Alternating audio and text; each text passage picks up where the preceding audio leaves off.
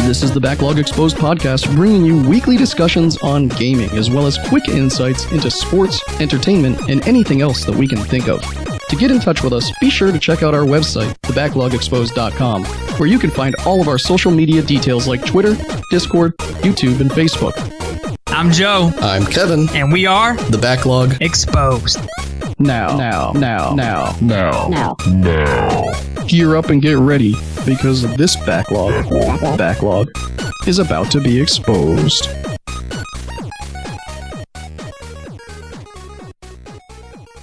Hey everybody, this is Kevin, and I am coming at you, Backlog Exposed, episode number 32. It is December 12th, 2018, and today is a super special episode. I have with me my two cousins, Ricky and Buddy, and they are the co-hosts of the MMA Marks, the new MMA podcast that seems to be getting quite a bit of attention. We're going to jump into that in a little bit here, but before we do, I'm also going to introduce Jason. Welcome back, Jason. He is our de facto World of Warcraft nerd who is spending more time playing that than Battlefield 5 with me. So, you have to take your pick your battles when you can. But Jason and I, you heard him a couple weeks ago. We talked for a good 2 hours. And, we're going to try to keep it a little bit tighter tonight. We're going to bring to you some MMA discussion. We're going to bring to you some UFC discussion. MMA discussion and WWE discussion. Maybe a little bit of Ring of Honor, who knows. And we'll probably talk about some video games too. But without further ado, I want to go ahead and first open up the floor real quick to the MMA Marks. Can you give my listeners a little bit of what you guys are about, why you started the podcast, and how it's been going so far? What's up, guys? This is Ricky from MMA Marks. I'm sitting here with my cousin Buddy. Co-host Buddy. Yeah. But we just have a love affair with MMA, and that's why we call it MMA Marks, is because we mark out on most of the stories, the drama, the BS. We love MMA, and since we talk about MMA all the time, we figured why not let everybody else hear our conversations, and so we started up this podcast, and it's kind of taken off. We like it, and we're having fun doing it. Yeah, we truly we revolve our life around MMA. We got to make sure we can get together for the fights, and it's just we have to talk about it, and we think everybody would be interested in what we got to say about it. That's awesome. What's funny too is when I was real young, I mean, let's be honest, the three of us have not, you guys have hung out all your lives, but I was always kind of out there miles away, days away from being able to see you guys. So my parents, every once a year, twice a year, get me down to Maryland, and I'd get to see you guys. And Buddy, you're a little bit younger than I am. So I remember you were born in 90, right? Yeah. So, so I was 10 at that point. I mean, I was an old man, and probably fed you a bottle once or twice back in the day. I might have dropped you on the head, and that might be what started all this, but not kidding around. I think I dropped on its head a couple million times for that one. But no, the reality is, it's for some of the listeners here, the truth is, I mean, I've kept in touch with you guys, but we've never really, I feel like we've bonded more in the past couple of months, just talking about getting this stuff going, and we have a lot of similar interests. The video games, the MMA. I know Ricky and I way back when Ricky used to have stacks of magazines. I remember WCW, WWF, Pro Wrestling magazines. We're talking. This was before we knew what boobs were, man. We were 5 and 6 years old, and he'd pull out the Pro Wrestling magazine with Ric Flair on the front. You remember that? Oh yeah. I had wrestling cards, wrestling magazines, wrestling figures. If you can't tell already, I was the only child, spoiled rotten. So yeah, I had everything. And I'm going to be honest, Rick. You were the person who introduced me to WCW. I never knew what that was until you had those magazines. And I was like, who's this Ric Flair? Who's Sting? I didn't know what that was. And you had the video game too, I think, didn't you, with the WCW Nintendo game? Yeah. So I had a video game. And oh, man, those games are amazing. Jason, you recall those things? Those were the days, man. Yeah, me and my neighbor used to play the hell out of them. They're so janky, but so much better than the current ones, at least. Well, I'll tell you what, at the time they didn't feel janky because that's the best that they had. I mean, you look back now and you're like, wow, that was a little crazy. But some of the best games, at the time were those wrestling games. Yeah, it was. Well, they weren't overly complicated like they are now. It was very simple. It's funny you say that. I got the WWE 2K19 and 2K18. I got all this stuff. I talked about it a little while ago. The controls are so damn confusing. Just to be a casual player is near impossible. Same, and I wanted to get your guys' take because I know you both play the UFC, the latest UFC 3. I didn't jump into that one because of the controls for UFC 2. I wasn't a fan. I mean, I feel like I got to be able to have a mode where I can just pick up that damn controller and kick the shit out of somebody. I shouldn't feel like I have to be a pro to play the game in the first place. Yeah, well, they do have a stand and bang mode, and they also have a knockout mode. This knockout mode, you just got to hit the guy a couple good times, and he gets knocked clean out. But I want to do submissions. I want to do those things, but I don't want to have to, I hate their submission system. Every time I get in a submission, I tap out without having any chance in hell. And every time I put somebody in a submission, they reverse it on me and tap me out. So, it's like I want to do the whole thing. I don't want to just do stand and bang. I'll play boxing if I wanted to do that, Right. So. Well, they don't have a kickboxing game. But so, I mean, I do think the graphics look good, and for the most part, the gameplay was fluent. It's just when it came down to some of that key stuff, MMA games are a little bit better, but when the wrestling game, man, this 2K19 was like 180 moves. MMA games, do they use the same engine? They don't use the same engines like the WWE games, do they? I don't think they do. I think WWE 2K whatever games have their own specific engine, and I think it's actually. I'm going to Google it just so I don't talk out my ass here, but yeah, UFC 3 games. The controls for UFC 3 are better than UFC 2. They're a little more easier to pick up and play. I mean, it's pretty simple. They even have a mode on the submissions where you can be a button masher or you can actually play the little submission game. So the button masher is like old school style where you get them in a submission and just mash buttons until you get it. Or you can be a little bit more technical and play this game with the 2 analog sticks, which are pretty good. I got used to the analog sticks and it works real well. Yeah, I like that concept. I wish more games had options for systems within the game mechanics like that. Yeah, it definitely was a improvement from UFC 2. And like as far as that game goes, I think if you had somebody like me who really understands, where you guys are coming from, where you guys don't exactly know everything about the MMA world of it, I could really teach you how to do like the simplified way to do it. If I was just playing along with you guys. Yeah. I mean, next time the game's on sale, I'll pick it up. If you'd teach me the way, I'll learn. Show you the way.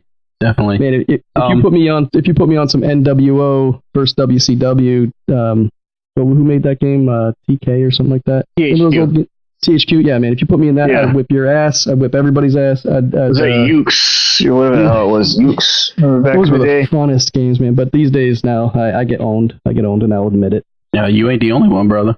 It's not my niche, but I still enjoy it. It's like me and PUBG. It's like that game's not my niche, but even though I get slaughtered, I still enjoy playing it. Yeah, man. If you like PUBG, you got to get on some Blackout, man. Buddy and I have been playing a little bit here and there, and we do pretty good. I mean, if you have a team, Blackout and PUBG are pretty much the same thing, except Blackout seems to have a more stable environment and a more stable engine. So, plus you got all the Battlefield, or I'm sorry, all the Call of Duty maps, the multiplayer, and all that come along with it. So, I mean, I got what is it, Dr. Disrespect to switch over. So, yeah, he is. Have you guys ever watched? I don't know who you guys watch on Twitch, or if you do it all, but there's a character. I know Dr. Disrespect. I call him a character. Dr. Disrespect is just one of the funnest one of the funnest out there because he puts so much time and effort and money into his streams that it's like worth it to sit there and watch him like a TV show. So like the 80s type theme going to him too. It's pretty funny. Does this guy like talk shit all the time? Yeah. Yeah, he's a shit talker, but what he does, okay, he's like 6'5". He used to develop for Call of Duty. He used to actually develop the games and stuff, and he built maps. And so he went from building the maps to like playing them and streaming them, and he built a character, the Dr. Disrespect character. He puts on a wig, long like an 80s rocker mullet wig. He puts on sunglasses like with a mirror on them. He has this big thick mustache that he always has, and he wears like these jumpsuits, like these red, like he's jumping out of an airplane or something.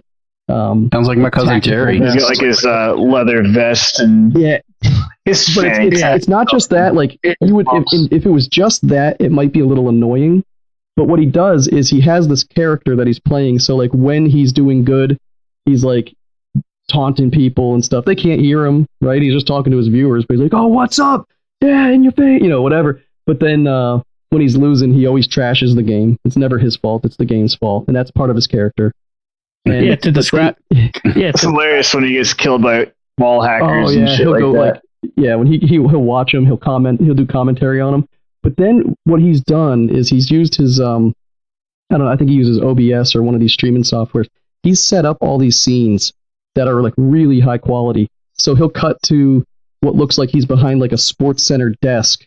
So like if he's doing duos or something and he dies and his teammate's still alive and it's the top 5, he'll like do play-by-play commentary, and it looks like he's like an ESPN reporter, sitting behind a desk, and he's just sitting there at his computer desk, and he has a scene. The scene is always done so well that it looks real, and he has a bunch of scenes, and I don't know, they're just funny. He cuts to these scenes and he does silly commentary, and he's got I don't know, it's a good thing to watch especially if you like those types of games, the Call of Duties, the PUBGs, and that. Yeah, I was just wanted to tell some people in case they're really trying to grasp the character. If you just picture Ben Stiller in the movie Heavyweights and Dodgeball, like mixed into a weird villain, he kind of acts like that. Dude, that's got a Ben Stiller vibe. Such a perfect, Well, that was a good movie. That was such a good movie. So Jason, let's turn to you real quick here. We talked a little bit about your background, like what your interests are and whatnot. Yeah. I know you last week, or 2 weeks ago, you were saying that you kind of fell out of your love for wrestling lately. I know you said you were going to jump back in. I fall in and out of it throughout my life. Yeah. I think that's pretty easy to do too, especially these days. But I took some of the stuff you were saying, and I wanted to kind of drill in, like specifically, like what the kind of things that are happening that are causing some of these things. Like I always sit back and play the role of promoter in my head, like because we did the backyard wrestling stuff. So I was, I always stop and think, like, man, there's so many things that they could have done differently. Like they have all these characters, all these people, all these things. That there's so much money thrown around. But I gotta tell you, I watched the first half of Raw the other day, and I don't know if you got a chance to watch it. 2 days ago or a week ago? Yeah, 2 days ago. Maybe it was a week ago. It felt like 2 days ago. It was terrible.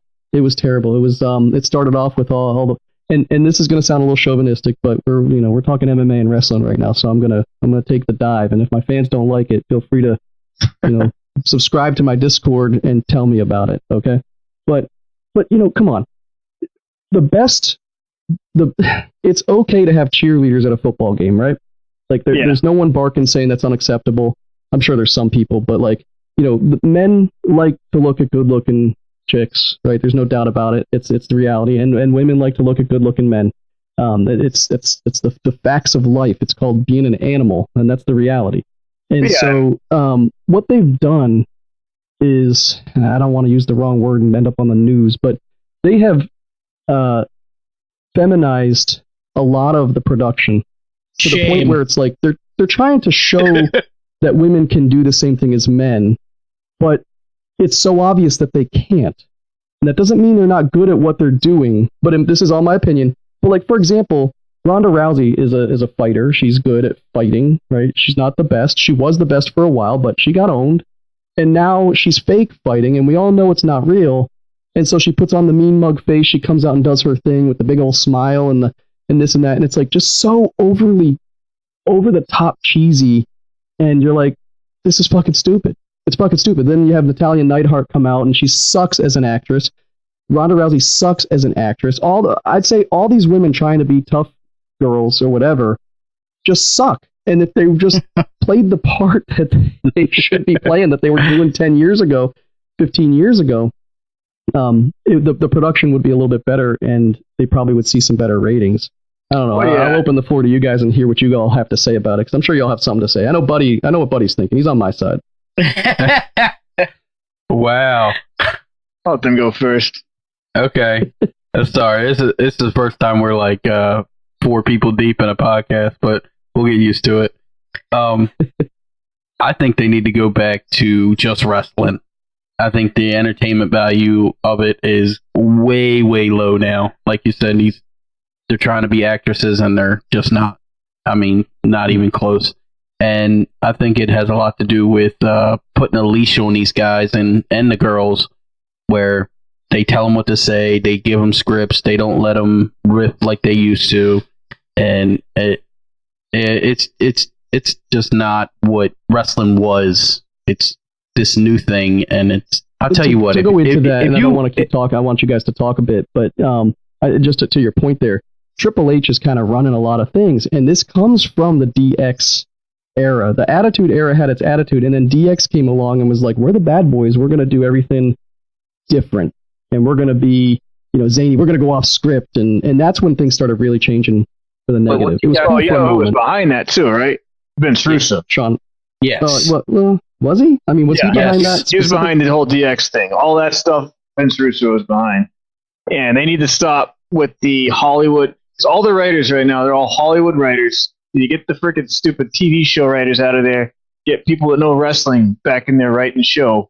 And they need better announcers. They need announcers that don't sound like, they're like 5 minutes away from, for just cardiac arrest from just sheer boredom. Like they don't. I don't know the names of all the announcers, but Michael Cole is not the funnest. And then you got that other guy, Cody Graves, I think his name is, or Cody whatever. Corey Graves.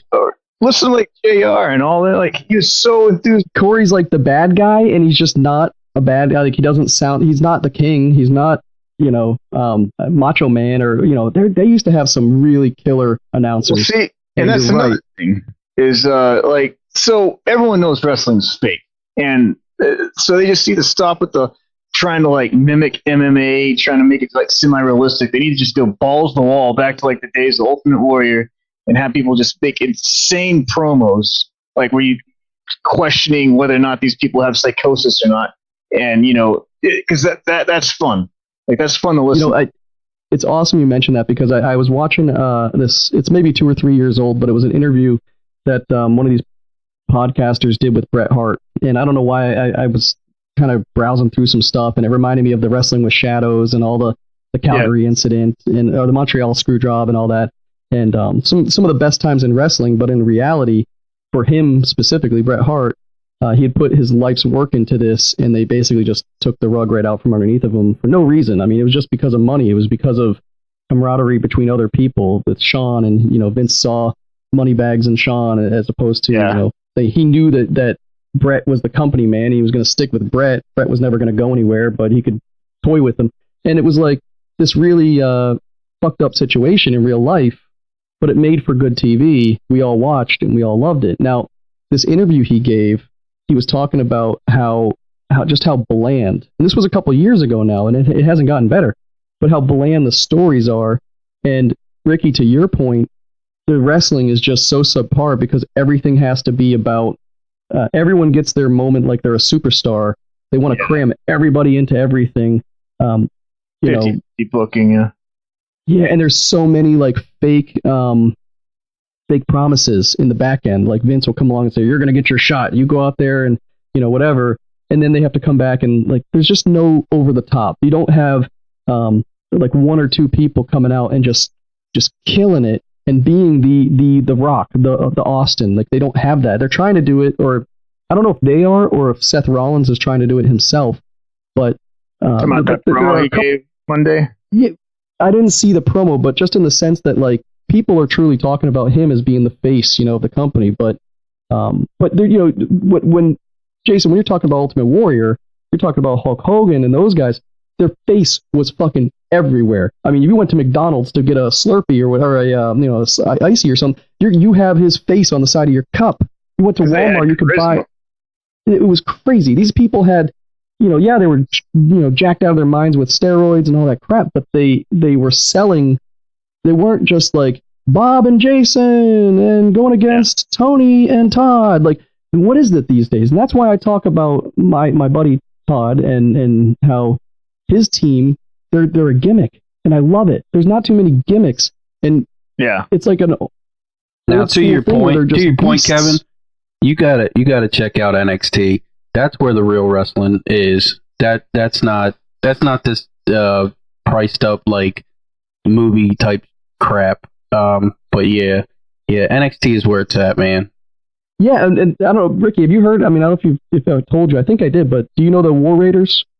Yeah, I know your buddy Todd. I've seen him. Yeah, they were Heavy Machinery before they were the Warriors, but no. Heavy Machinery was a different team. They were the War Machine. Oh, they were War Machine. Okay. Yeah, and they came in and beat the shit out of Heavy Machinery. Like, their first entrance was when they beat up those guys. Oh, okay. But yeah, like NXT, man, I'll tell you, Tommaso Ciampa, I don't know why, but that guy, I think he is your next Stone Cold or your next Ultimate Warrior style, like that level of, he's going to draw the heat. I don't know why I think that, but I see that guy, and I think they should put every fucking marble behind that guy and let him roll, because. But they're not going to do that because they're paying all the stars so much freaking money, and they're not gonna give more money to this guy and less money to the other guys. Two things have to happen. They need to pick their star and stay with them, and Vince needs to back the hell off and stop trying to control everything. They tried. They got way too tough. Well, the thing with Roman Reigns is they tried to ram him down our throats, and everybody and their brother was telling him, "This isn't the guy. This isn't your baby face. This is your main heel, not your baby face. He needs to go heel." And nobody wanted to see that happen, or the Vince guys didn't want to see that happen. They said, "No, we need somebody to replace John Cena immediately. It's going to be Roman Reigns." Instead of letting somebody happen organically like they did with Becky Lynch, they're trying to force it with Roman Reigns. And when you force something on the audience, they're going to retaliate and do the exact opposite. Yeah. So, and you see I don't know if you guys read I think you do. The Becky Lynch stuff is so over, especially on the internet, like the back end, where it really seems to matter. The people are really pouring their hearts over because they love what she did. I think back to, and I love the old school stuff, but I think back to like the Hart Foundation. You'll get a good whiff of this. I'm a huge Hart Foundation fan, right? So I kind of hate the DX side, because in the real life they were fucking each other over. But when you think about when they started getting into the Canada versus America and the hatred that they would get when they came to America, and then they'd go and they'd have a card over in Canada, and like the Americans would get booed out of the fucking building, but the Hart Foundation would get, like, it was so awesome to see them be able to go heel one week and but that was so natural. Like the even though I hated Shawn Michaels, he was good. Triple H was good, so they were able to play those characters and be, the best there is or whatever. And it was like true to life, and it was fun to watch. But now you see like Goldust. He's coming out. He's just a joke. Like, there's no fight to it. It was like there was a point when that guy was fucking scary. It was freaky to watch that guy come out, and it was funny. It was freaky. It was silly.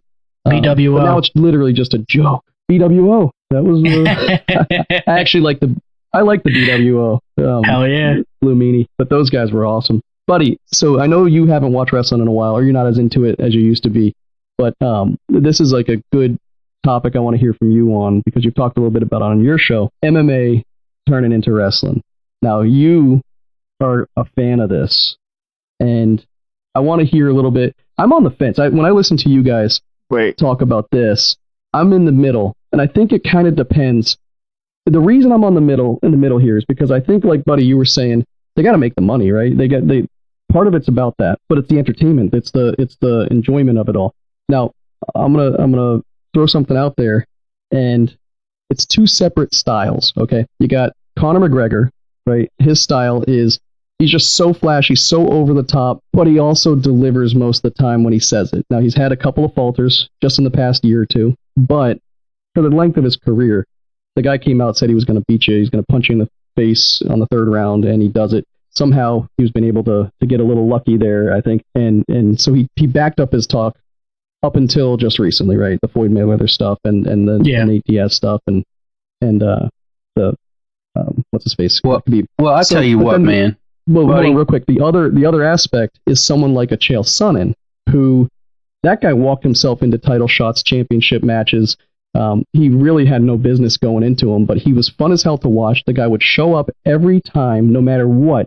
They could call him today and say, "You need a fight tonight," and he would do it.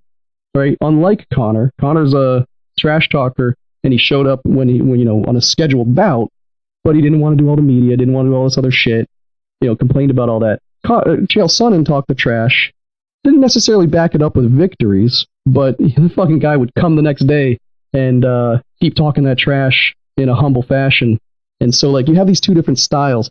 I like Conor McGregor in the ring, and I like older trash talk Conor, like the early trash talk Conor. I hate the fur coats and the bullshit. I hate that. I think it's so stupid. All right. And then I loved the Chael. I loved the Chael because he stood up there and he fucking fought, and he didn't back down. He brought Anderson Silva the toughest fight that man had seen in so long, and I wished he had won that fight. So I'm gonna stop. I want to hear your thoughts on that and take it wherever you want to, because it's a good discussion, I think.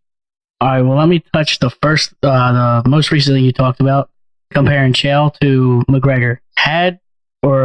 If Chael was as much as a draw as McGregor, he might have been worse than McGregor when it came to his antics, because he has the pull to where he can say, you know what, I don't feel like showing up, and I'm still gonna, you guys are gonna accept it because I'm gonna bring that much money. And I think Ricky's dying to say something, so I'm gonna let him go before me. Okay, so you were talking when you first started posing this question to us about entertainment versus sport. Okay, yep. Buddy's on the entertainment side, I'm on the sports side. If you checked out the fight this week, which UFC 231, and you seen Max Holloway versus Brian Ortega, that was perfectly a mix of both, where it was a big hype fight, it was entertaining, but yet it was sportsmanship. They didn't take the shit talking too far. They stayed sportsmen, and the stare down was intense, even though it didn't have a bunch of bullshit talking. I'm going to fuck you up. I'm going to do this. I'm going to throw a dolly at a fucking bus. I'm going to do this, just small little jabs. Yeah, it was just small little jab. It's very confident. Both guys were confident. Both guys respected the sport. That's what we need to see more of. Not this over-the-top crazy crap. Attitude era, bitch. I think, Ricky, I watched that match and that fight, and I was in awe. I loved every second of it. Those two are. I actually, for some reason, I was really hoping Ortega would pull it off. I mean, I kind of was rooting for the underdog as he was getting his ass kicked a bit. But I know I was hearing Buddy from here all the way down in Florida cheering for Max because Max started winning and kicking his ass. But no, Max was winning. Max was winning from both of those guys. Yeah, he was from first round. The best is blessed. But you at one point were calling it for T City, and then I heard you say you changed your mind at the last minute there last week, and and it was for rightfully so. I mean, both guys have a reason to be considered as the person you think would walk out of there. But Max Holloway, man, he showed up and he's for real. I think I'm glad he got over whatever issues he had, but I think he can hold the belt for a while.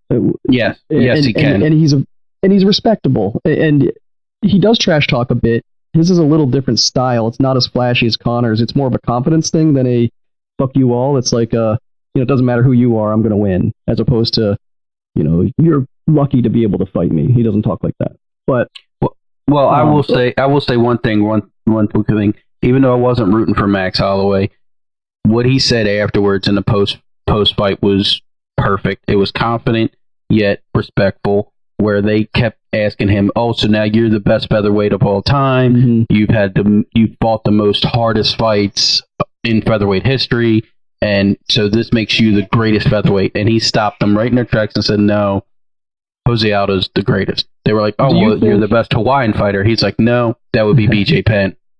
And he still remained confident, even though he was respectful. when I heard them saying that kind of stuff, I was thinking of you guys. I want to get your take on this, so it's perfect. Do you think that was a Dana White or someone in the production team telling Joe to take it there as a dig to Conor to kind of get Conor's feathers rustled, or saying you're the best featherweight of all time? Well, Conor says that. Well, I mean, it gets people talking about possible matchups.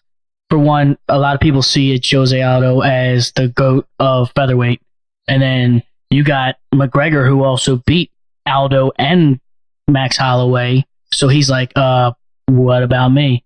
So it gets everybody talking. Yeah, that's true.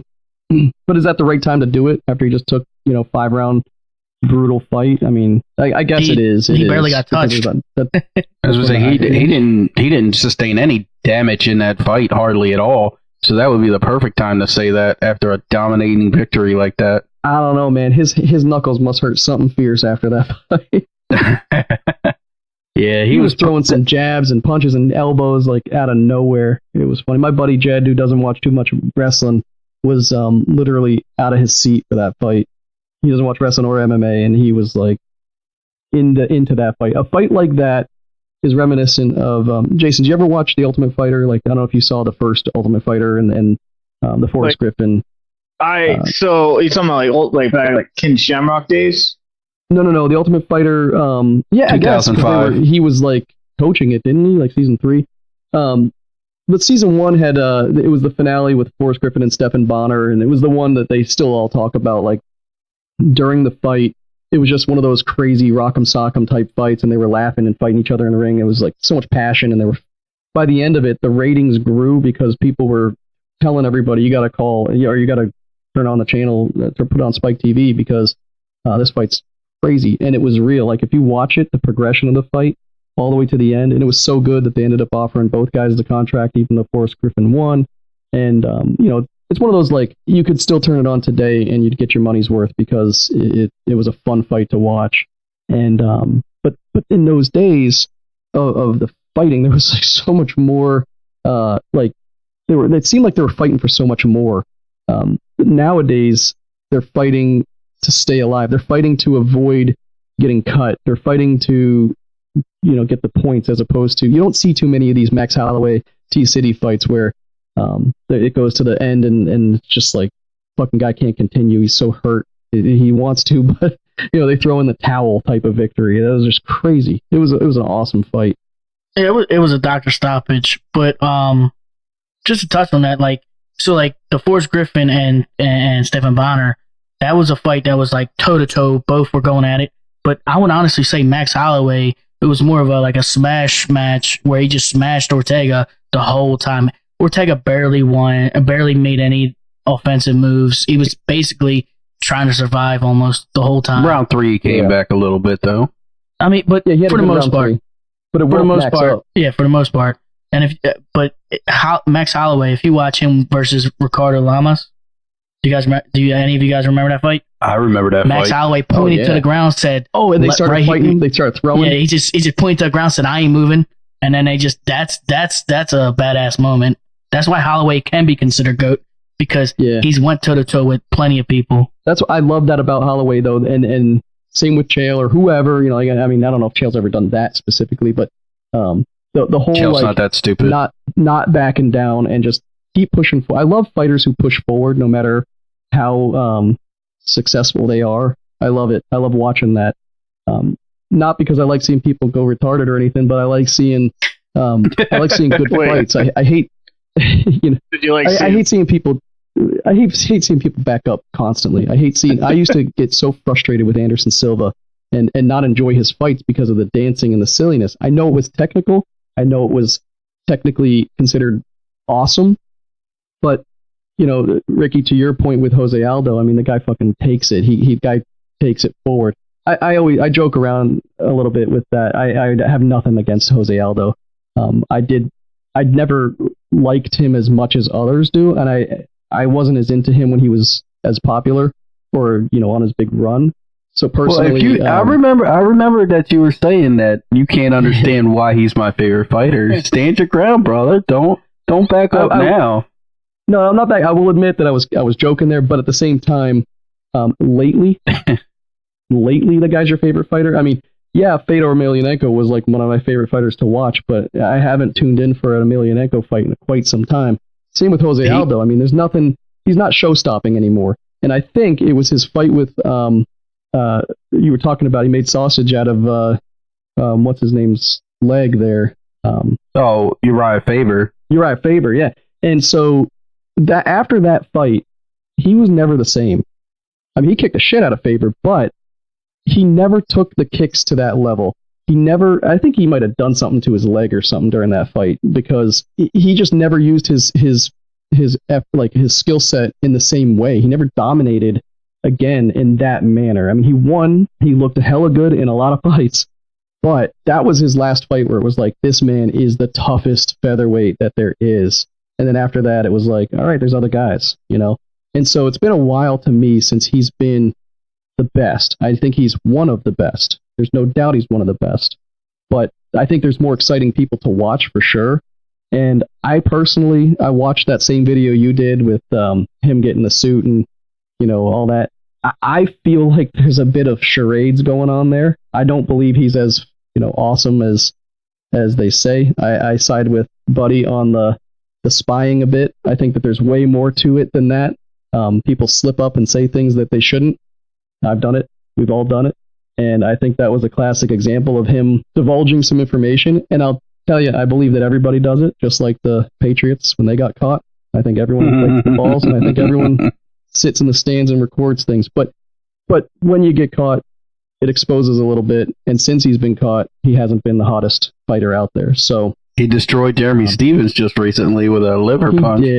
He did, man. Jeremy Stevens, I was hoping for some reason I like him too, and I just like his scrappy style. He took plenty of shots too. I was disappointed in that, but he did look good, and I was, those liver shots. Dennis Seaver Aldo showed that he still has a chin. That was the important part of that fight. Yes, he did. And Aldo could come back and win that title. I think he's fully capable, and if he does, he's back there in the running. But for right now, man, I mean, I don't know. I'd rather watch. I don't know. There's a whole lot of fighters I'd rather watch than Jose Aldo right now. Same with Frankie Edgar. He's just not as flashy, not as good as he used to be. And I know. Well, speaking of Edgar, he's probably the next challenger for that title. You think so? Yeah, I mean, at 45, it's Edgar, Aldo, and Renato Moicano that are right there. So Jose Aldo and Renato Moicano have a fight coming up in Brazil that just got made today, and I think before that we might see Max Holloway versus Frankie Edgar. I think we might see that before that, or maybe sometime in March. It's going to be McGregor versus Holloway too, at 55. Oh, that's what it is. I'll bet money that Holloway does go up to 155 because they're going to pay him enough. Oh well, money talks. Well, what about let's see. So one day ago, Edgar said Conor McGregor is the next best thing if I don't get to fight Max Holloway for the title. So now Edgar's floating a potential Conor fight. Jason, so I don't want you to sit there in the silence there. Who do you like this weight class, like the lower weight class, or I know you don't watch a lot of MMA, but we've watched some other times. Personally, so. I'm trying to learn to develop an interest in it. That's one of the reasons why I can't really get in UFC is because unless it's like some behemoth like Lesnar, like I just love watching two huge dudes just beat the ever living shit out of each other. Like to me that's entertaining. But watching these scrappy guys go at it, it's I don't know. It's like I feel like I just pay two crackheads to go fight each other now. Like, it's just like it's not. There's a few YouTube channels I can send you for that kind of shit. There's plenty of that out there. But I do respect the hell out of it. Like and I think like the few times we watched this together, I actually started to develop an interest for it. I just have to get behind the personalities and understand the competitive side of it. And I think the more I get into the technicalities of UFC, the more interest I get. It's just since you moved, like it's hard for me to justify paying, $60, $80 or whatever for a pay-per-view when no one's going to. I may know somebody who has a web link or two that could let you see some highlights, if you know what I mean. Yeah, that'd be all. I mean, I can do that too, but it's but me, it's. Well, what's funny about it though is what you say. Like there was a time before it was easy to, see highlights real quick or whatever, there was a time where I was paying for pay-per-views on a regular basis, and they were, you had one pay-per-view a month. And on top of that, they were stacked. Every fight had a match that mattered in some capacity, whether it was a story fight or a contender fight. And now it's like they just make 5-round fights because they want to make it look like a title fight when it's not. They go way too far with. I'm a fan of less divisions. I know you guys talked about more divisions, but the reason I'm a fan of less divisions is not because it's unhealthy for the fighters. Like I think it's healthier to have more divisions, but at the same time, who gives a fuck who the champion is in boxing? Like what champion, right? There's so many belts. Deontay Wilder, baby, that's the champion. Over their shoulders. No one gives a shit. And so when you have all these belts and no one's defending them, everyone's like, I'm a 2-time champ. Who the fuck cares, Daniel Cormier? Like, and this is another one. And I will defend this forever. I hate Daniel Cormier. I hate his face. I don't think he's a nice guy. Double champ, baby, double champ. Yeah, I think he's successful. I don't think Get used to him because he's going to go to WWE. He will. You'll be seeing him in wrestling he's too. Probably will commentate. He's not going to last long. He just doesn't. No, he's not going to wrestle. He's going to commentate. So he's going to be right beside Michael Cole. I mean, if he's got, I don't care if he's a pain in the ass. As long as he's got a personality, even if it's a bad personality, as long as he can get people invested, I can take him. Yeah, I can take him commentating if that's the case. But if they want to put the belt on him or something, like he's the, whatever, he's got no charisma when it comes to that. He's technical. I like his commentary. I hate when he's biased in his commentary because he definitely gets very biased. But I think he's good at his commentary. Rose! Yeah, that would work out. He's gonna for WWE. I think he retires after he loses a third time to John Jones. I think he comes to WWE and then Tombstone Power Drives Brock Lesnar. That'd be fucking hilarious. How much is this guy weigh? Is he heavyweight? What is he? Oh yeah, he's heavyweight. He's a light heavyweight, but he's a heavyweight. Yeah, I mean, he has to cut major weight to get to light heavyweight. He's a natural heavyweight. He walks around like 230, 240. 10-0 heavyweight. In Jason's terms, he's a smaller guy when it comes to heavyweights, but he's a big dude. He meets the weight requirement, but he's like 5'9". Brock Lesnar would tower over him, but he'd kick the shit out of Brock Lesnar. Unfortunately, like he would. He's the Carl Winslow UFC. Yes, he looks exactly like Carl Winslow. Yeah, Carl Winslow. Oh shit. That's the image. Yeah. Now imagine Carl Winslow winning every fight and smothering Brock Lesnar, because that's exactly what he does. He gets on top. He has really good wrestling. He holds people down. He puts his hand over their mouth so they suffocate. And then they get tired, and then it's just a boring ending, and then he'll knock them out. He has great striking. Power. He does have great striking. His uppercuts are outlandish. Hey, something I wanted to say to Jason. Something that helps me and like even people like that are like new to UFC that are my friends that helps them get involved is like picking. You would look at the fights and try to pick who wins, and then you become more invested. So like if you was to like just sit there and say like. You just look at the two guys and you're watching with your buddies and stuff, and you say, "Well, I want the big white bald guy to win because he looks like a racist biker or something." I mean, I had to say it with that, or you could say like, "Oh, that Hawaiian guy, he looks crazy. He's got all these tattoos. He's like a Samoan. I want that guy to win." You know what I mean? You just pick. Just pick off a base, and then eventually you start to remember them. Well, I'm just. Kind of saying that's how a lot of people get into Instagram. So on Instagram, every fight, or not every fight, but most fights, I'll sit there and on my story on Instagram, I'll post up the blank sheet where it has all the fights that are for the night, and then I tell everybody send me, and usually we get about maybe a little under 10 people, and we all pick fights, and then at the end I'll say who at the end of the fights I'll put our rankings on how many fights you got right. It's fun. Hey, bud, I'm going to be honest with you there. Right now, you have a little bit around 10 people. The path you're on, you're going to be having to set up a friggin' database and start a scoring system, because I have a feeling you guys are going to start taking off. He's got, and this is truth, he's got, what he does is he sends these tweets out. He attaches, or, what's the lingo? Instagram post. He tags fighters and whoever in these posts, and they're freaking replying to him. He's getting attention. Dan Henderson, his favorite fighter of all time, actually replied to him, and not just thanks. It was like they're going back and forth a little bit here and there.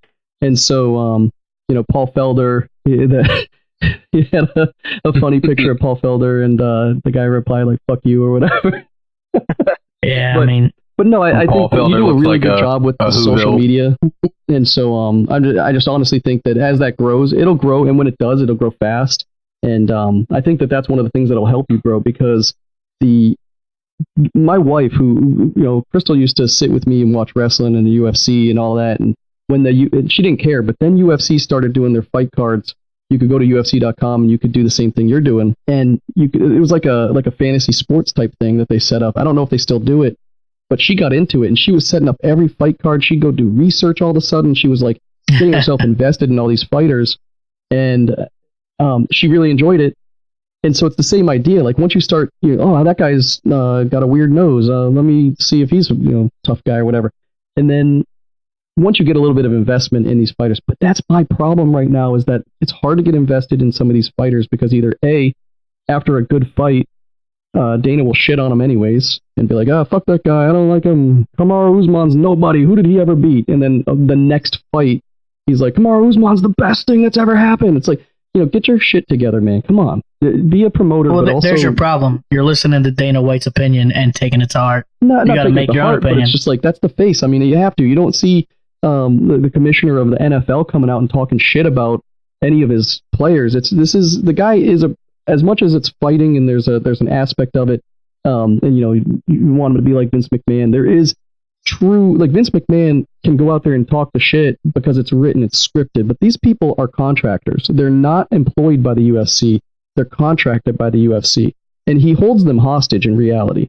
He and the company, they are not allowed to wear what they want to wear. They can't say what they want to say. They can't go, whatever. They have to represent the UFC, even though they're only paid on a fight-to-fight basis. And at any minute, that can be terminated by one side, but not the other.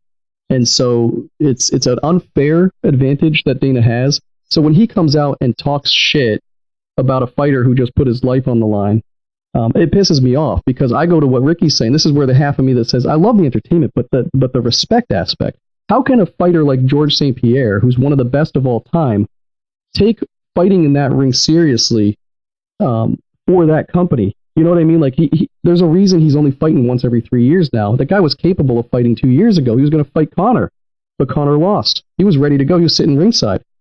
But then, it didn't happen. And then he had to lie on behalf of the UFC because of some NDA or something, I'm sure. And then, you hear that fight talked about again later because Conor won the follow-up fight or whatever. It's just like, but then he trashes him. He's trashing George St. Pierre. The guy's one of the best. He's put in countless fights. You don't trash your best stars. There's a reason. There's a reason. But he's not Tito Ortiz, man. There's a reason he trashed Tito Ortiz. Tito Ortiz was a fucking asshole to him publicly. Anything private, you got to be professional. Anything private, unless it's out there in the public and George St. Pierre is walking around going, you know what, Dana White's a piece of shit. The guys, from a company standpoint, and again, I got to refer to the fact these guys are contractors. They're not free to go do whatever they want because of the contract that they're in, and they don't have to sign it, but there's really limited options for them. I'm glad to see that there's better options now, but there's a reason they were 2 years ago, they're forming, fight, what are they called? Fighter unions and stuff. They were trying to do that. They're still trying. There's a reason for it, and it's deserved. I mean, think about your job. What if your boss had a meeting with everybody in the company and then just was like, you know what? Fuck Ricky. Fucking guy. Well, damn. Tell me how you really feel, motherfucker. Jesus Christ. That would go over but well you know what I mean? me. Like, would you want to come to work the next day? And then you come to work the next day and everyone's just looking at you sideways like, what the fuck did Ricky do wrong? Like, he seems like a decent guy. He's out there working hard, but he must have rubbed him the wrong way. And next thing you know, your job's on the line, and you got to continue to perform. These guys are on the main stage, So I just find you must know where I work. I love the story, but at the same time, unless it's a work behind the scenes and GSP's in on it, and these guys are in on it. But like, I watched Kamaru Usman, who I've been watching for a while now. He had a fight. It was kind of a bore fest in a sense, a fight or two ago. It wasn't the best, but it was like, he couldn't just go out and start knocking the guy out. I forget who he was going against. It was talking about Marty from Nebraska? It was he was fighting Damian Maya. Yeah, that's right. You're right. It was Damian Come Maya. on now, one of the I'm an best encyclopedia backpacks. right now. He's the backpack of the UFC, and Usman won that fight, and then Dana White trashed him because it was kind of boring. Well, you know what? You get in the fucking ring with Damian Maya and keep that guy off of you and win. All right. You know what I mean? Like that was. Let me touch on that though.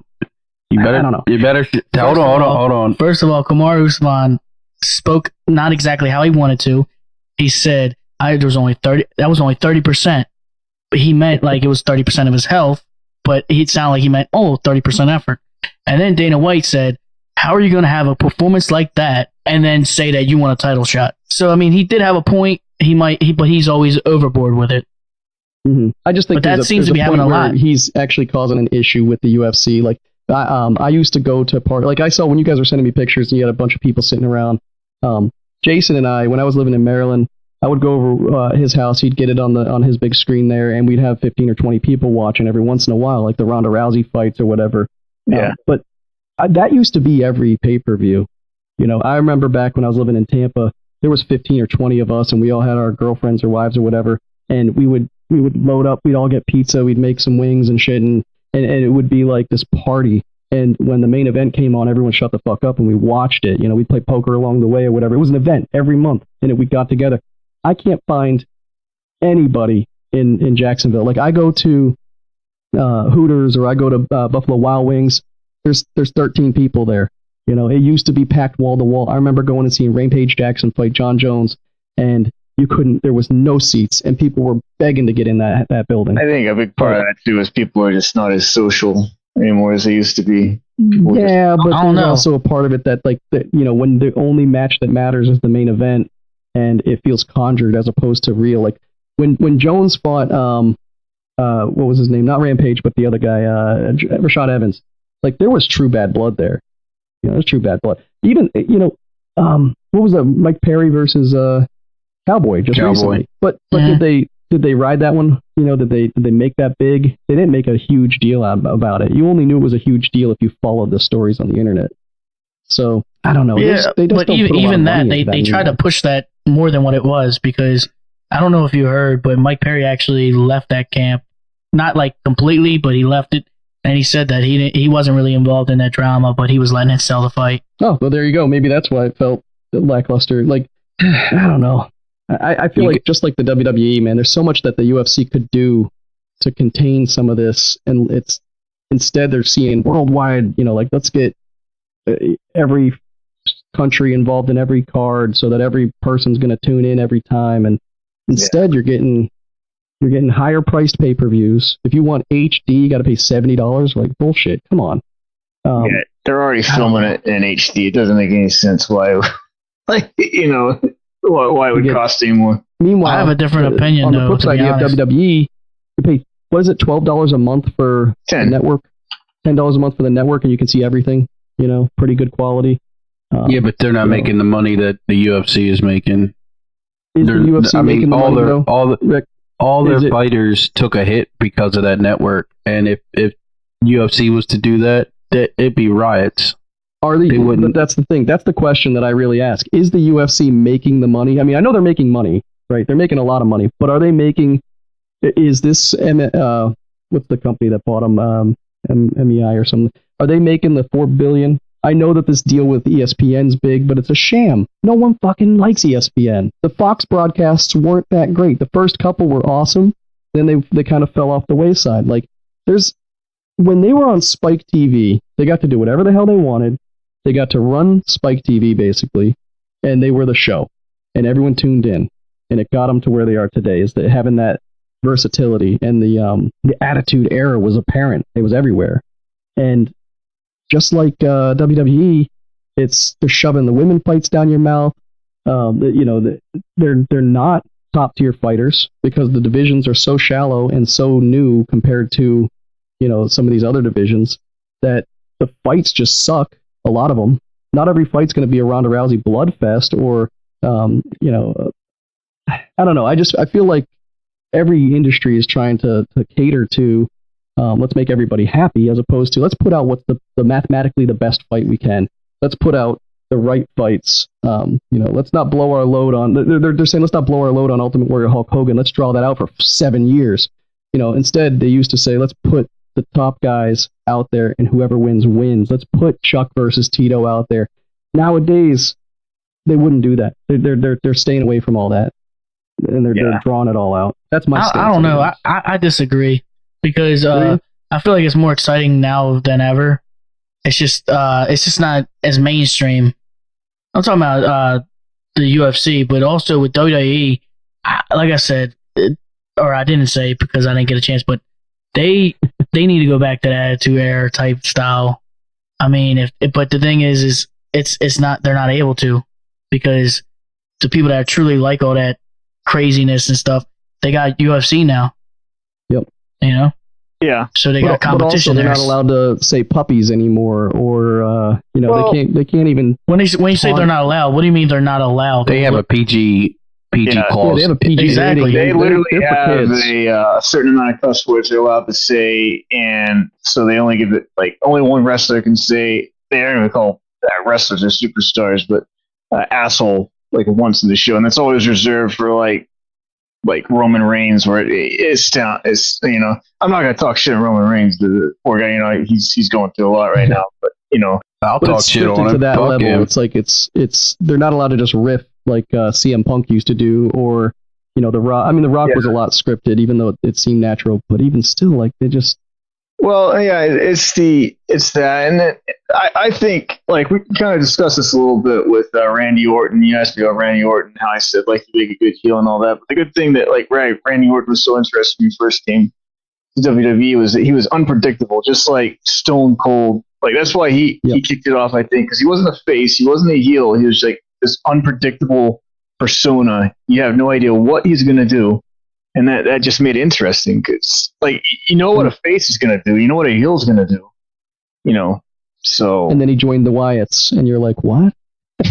Yeah, well, don't even get me started on the lack of consistency with WWE storytelling. It doesn't even make there's no logic. It's like everyone there has amnesia; they forget everything that happened. Didn't we do that last week? Yeah, you did. That was the other thing that Bret Hart was saying in this interview. He's like, back in my day, if I was booked to fight Shawn at SummerSlam, I didn't physically see his face for 3 months. They didn't put us in the same arena. They let us do our own house shows. They let us do, we would be different places because you wanted to build it up. Now they put the actual pay-per-view fight on the Raw prior and ended in a disqualification or something, so that they hype up the fight that way. And he's like, it's so stupid. There's just no reason to tune into the pay-per-view because you could just watch the result. You already seen these guys fight. He's like, every time I wrestled, I wanted it to be special. I wanted you to say, wow, this is a good fight. I want to think, I'll think about this forever. Iron Man match or whatever. They didn't do the Iron Man match 7 times, and they did it once. Real quick, since we were talking about Usman, I don't want to go too far off of that. I read today that he signed an agreement to fight Tyron Woodley. But what about Colby Covington? What about GSP? What are you guys' thoughts on that? He's waiting. He said he's waiting for Woodley to sign. So that just means that his manager probably told him to post that. Trying to pressure him into signing, because right now there's a 4-way kind of a battle between Tyron Woodley, Colby Covington, Kamaru Usman, and then this new guy, Ben Askren, is trying to call out Usman, and he has every right Colby. to, I think, with his credentials. I mean, he does. I mean, he makes it interesting. That's for sure. Well, I was reading too that, speaking of him, that they just scrapped the pay-per-view for what is it, the Anaheim. Yeah, and so the January 26th card, he was supposed to fight Robbie Lawler. I didn't even see that announced. I think that fight's still on. I would love to see that fight, Askren versus Lawler. I think that fight's still on. They all the fights that were in the Anaheim card, they just moved them to other cards later. Okay, I want to see that fight because I like Lawler a lot. I love his style, but Jerry Lawler. I love Jerry Lawler too. Robbie Lawler, man, this guy's a brawler. He's been around a long time. He kind of came back out of nowhere, won the belt, put on some shows that were just absolutely must see. I think definitely I showed one of the you greatest fights of all time. Yeah, Jason, you got to check out You should YouTube Robbie Lawler versus Rory McDonald. That fight was just unbelievable. I think that was my favorite fight of all time. That recent one? Yeah. 3 or 4 years ago, maybe even 5 now. I don't know. Yeah, but the cuts, blood, and just pure heart between the two guys is unmatched yet that I've seen since. It was 2015, and there was just a point in the fight where these two guys had fought a war. It was a 5-round battle, and at the end of I think it was the 4th round, they just were both so bloody and beaten, and they just stared each other down with like it was respect, but it was also they were probably both trying to not show the other one that they're hurt or whatever. I don't know. Looking at each other, willing to die in that ring. It was the most ultimate stare down I think I've ever seen in the middle of a fight. It was so pure, and I think that's one of my favorite fights of all time. Definitely, it's up there. Yeah,